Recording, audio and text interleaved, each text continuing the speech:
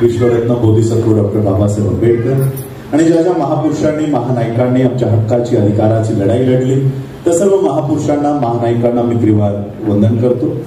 मंचावर उपस्थित Republican party of इंडियाचे महाराष्ट्र स्टेट प्रेसिडेंट दिनेश हनुमंतेजी, वैभव दबडगेजी, माझे सहकारी शशिकांत जाधवजी, मंचावर उपस्थित विश्वविकास गायकवाडजी, या रायगडचे आणि रायगडचे ढाण्या वाघ म्हणून ज्यांना आपण ओळखतो ते जगदीशभाई गायकवाडजी, मंचावरचे सगळेच आज नवनिर्वाचित सगळे पदाधिकारी आहेत त्यांचं आणि इथे उपस्थित असणाऱ्या सर्व माझ्या मातांना, बंधूंना आणि भगिनींना राजरत्न आंबेडकरचा मानाचा जय भीम.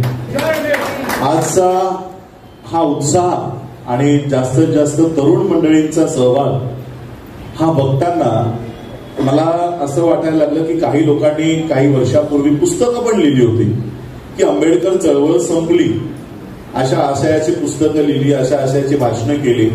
पण आज मला त्यांना हे चित्र दाखवावं असं वाटतं की आंबेडकर चळवळ संपली नाही, आंबेडकर चळवळ तरुण झाली, आता ती एका तारुण्यामध्ये आलेली आहे. अशा आजचं हे चित्र आज बघायला मिळतंय.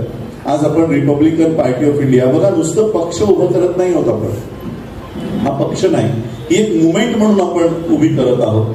आज ज्या पद्धतीने आमचं प्रतिनिधित्व शून्य होत चाललेलं आहे, बौद्धांची अनुसूचित जातीची मतं कुठेतरी कुजवली जात आहेत आणि म्हणून या मतांचं रूपांतर सीटांमध्ये व्हावं, या मतांचं रूपांतर प्रतिनिधित्वामध्ये व्हावं याकरिता आज आम्ही तो स्टँड घेतलेला आहे. आणि म्हणून मला अनेक वेळा ऑफर होत्या की तुम्ही हा पक्ष काढा, तो पक्ष काढा, आमच्या पार्टीमध्ये या, आमच्या पार्टीमध्ये या, तुम्हाला राज्यसभा देतो, तुम्हाला MLCs देतो.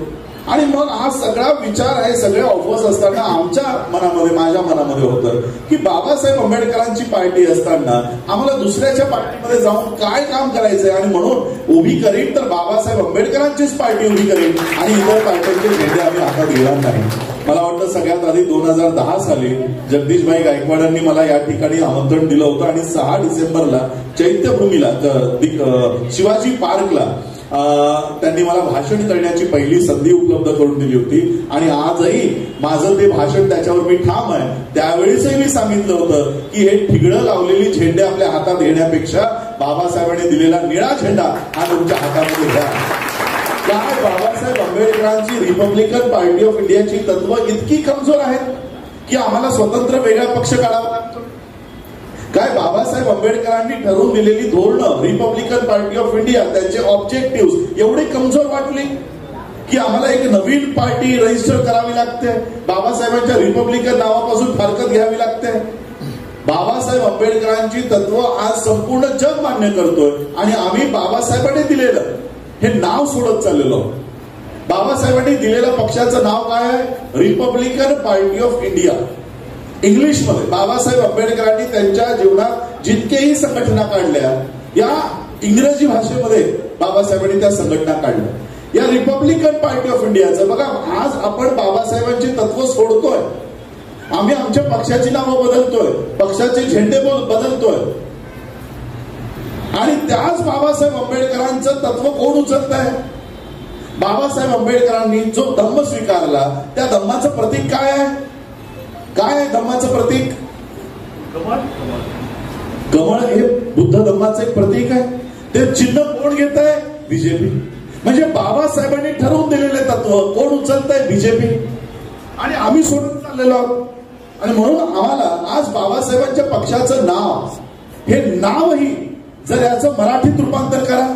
रिपब्लिक, आपण 26 जानेवारीला रिपब्लिक डे साजरा करतो ना, मराठीत काय म्हणता या दिवसाला? प्रजासत्ताक दिन. म्हणजे रिपब्लिकचा अर्थ काय होतो? प्रजा. प्रजा. प्रजेला दुसरा शब्द काय आहे?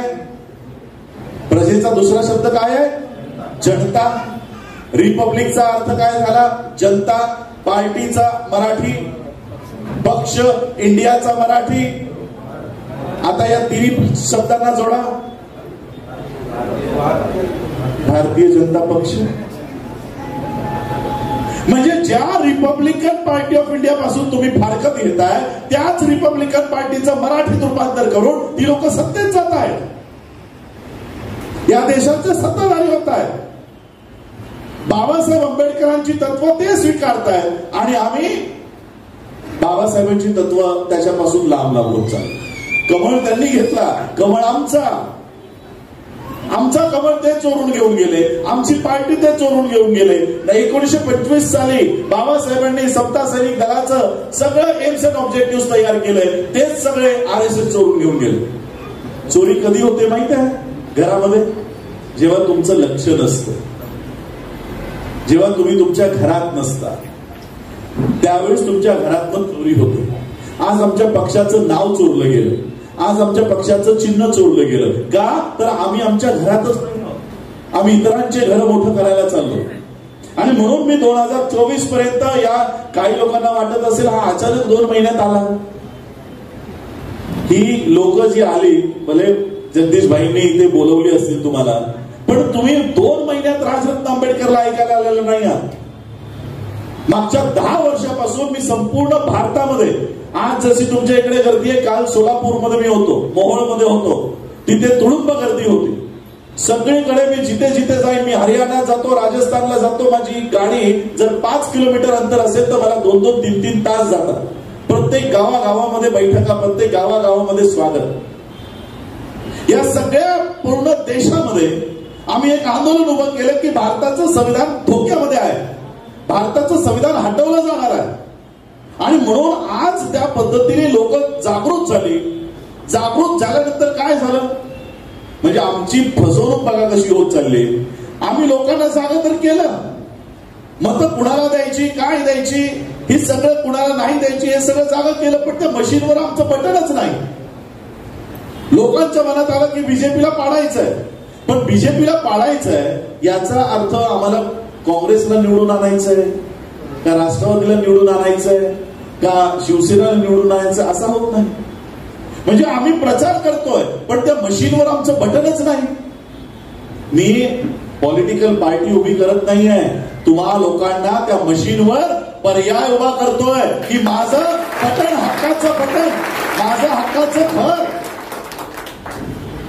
मी मुंबईच्या एका सभेमध्ये, भारतीय बौद्ध महासभेचा कार्यक्रम होता, सगळं एक्सप्लेन केलं की काय पार्टी, कसं काम चाललंय. मला लोकांनी येऊन खाली विचारलं, तुमचं भाषण अप्रतिम होतं, सगळं आम्हाला पटलं, आम्हाला सांगा आमचा पर्याय काय, आम्ही कुणाकडे जायचं, या पार्ट्यांमधनं आमची पार्टी कोणती.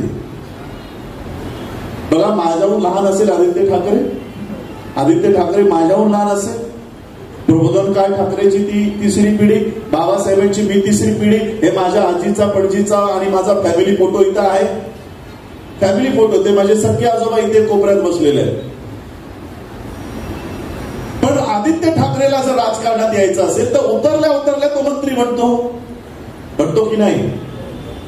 आणि मला जर राजकारणात यायचं असेल तर मला काय सांगितलं जातं, कोणता वाला आरपीआय ए मध्ये जाणार की आरपीआय गवईमध्ये जाणार की आरपीआय कवाडेमध्ये जाणार, माझ्यासमोर काय चित्र उभं करून ठेवलं. हा माझा प्रश्न नाहीये, या संबंध तरुणांचा प्रश्न आहे की माझी पार्टी कोणती, या सगळ्या पार्ट्यांमधली माझी पार्टी कोणती. आणि म्हणून तुम्हा लोकांना काही लोक सांगतील की अजून एक गट तयार झाला, अजून एक गट तयार झाला. लक्षात घ्या, आरपीआय आता गटमुक्त होतोय. मी गट उभा करत नाही, पर्याय उभा करतोय. आता गट नाही, आता पर्याय, आणि पर्याय म्हणजे आरपीआय. अशा पद्धतीने ही पार्टी तुम्हा लोकांपर्यंत घेऊन येतोय. बाबासाहेबांचं हे घर मजबूत करा. माझ्या भाषणांचा वापर इंडिया आघाडीने करून घेतला, माझ्या भाषणांचा वापर MVA ने करून घेतला. यापुढे माझा प्रत्येक शब्द हा MVA किंवा इंडिया आघाडीला नाही, आरपीआयला मजबूत करेल. अशा पद्धतीने या महाराष्ट्रामध्ये आम्ही काम करणार आहोत. अशा पद्धतीने आम्हाला जायचं. आज आमचे प्रतिनिधी शून्य होत चाललेले आहेत. संसदेत आमची लोक नाही, विधानसभेमध्ये आमची लोक नाही, आणि जी लोक दावा करतात की आमच्याकडे पक्ष आहे, यांचे आम्ही सगळे धागेदोरे काढलेले आहेत. यांच्याकडे रजिस्ट्रेशन उरलेले नाही. इलेक्शन कमिशन मध्ये हे लोक जाऊन आलेत, इलेक्शन कमिशन मधनं सगळा रेकॉर्ड काढून आणलेला आहे. आज का आम्ही दावा करतोय की गवईचाही बाप आम्हाला आरपीआय नाव लावण्यापासून थांबवू शकत नाही. का सांगतोय, कारण त्यांच्याकडे पक्ष राहिलेलाच नाही, आणि हा पक्ष याच्याकडे कुणाचं लक्षच नाहीये. 1956 साली बाबासाहेबांनी स्वतः घोषणा करून दिलेली आहे, आणि आमची इतक्या वर्ष फसवणूक झाली.